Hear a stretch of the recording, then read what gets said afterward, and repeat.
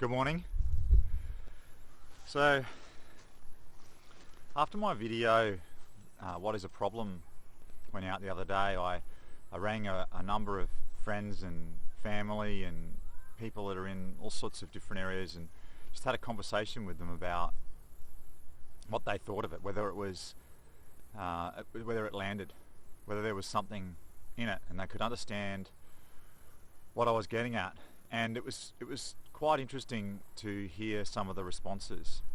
I don't think that I was a single person that I talked to that had ever thought of solving a problem or even considered that there was no such thing as a problem. And that was cool. And it took something. I realised that I hadn't explained something in my previous video, or maybe it just didn't land, was that they couldn't quite understand how there was no problems in the world. And so what I might have missed was explaining that inside the world that we're looking at, inside the world that, everything that we look at, we're not seeing any problems. There is no problems that you can point your finger at and say, that is a problem. But what we can do is walk around and see solutions.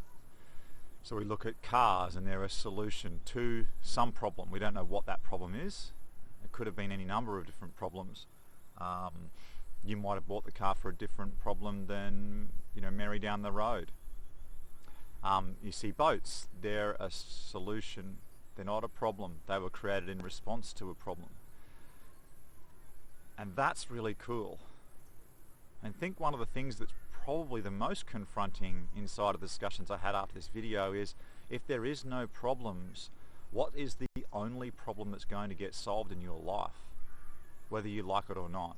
And something that not all of us, but a lot of people fight against. And that problem is our death. Now that's quite confronting for a lot of people, and I get it. I mean, this is pretty far out there stuff. But inside of not being able to see any problems, that means they just don't exist. And problems that are actually going to get solved, like real, honest to goodness problems, like putting your hand on a stove or having a knife pulled on you and feeling that threat, or your own life, they're all going to be solved automatically. There's nothing, you don't need to do anything to get them solved. But everything else is all created through imagination. It's just like an artwork, and that is a really cool thing to get. Now, why is this important for artificial intelligence? Well, you can't teach something imagination. Try to describe imagination to a dog. Like, try to describe imagination to really anything. And it's quite difficult to even just get any kind of decent framework. I'm just going to have a sip of my coffee. Any kind of, there's nothing solid to it. There's nothing that you could say that is imagination and that is imagination.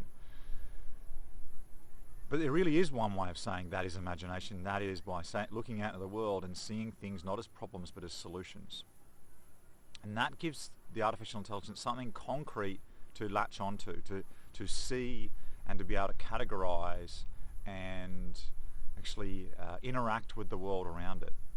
That it could potentially learn the concept of individual problems. It could learn the concept of personal choice, and maybe even imagination and being inquisitive. So that's what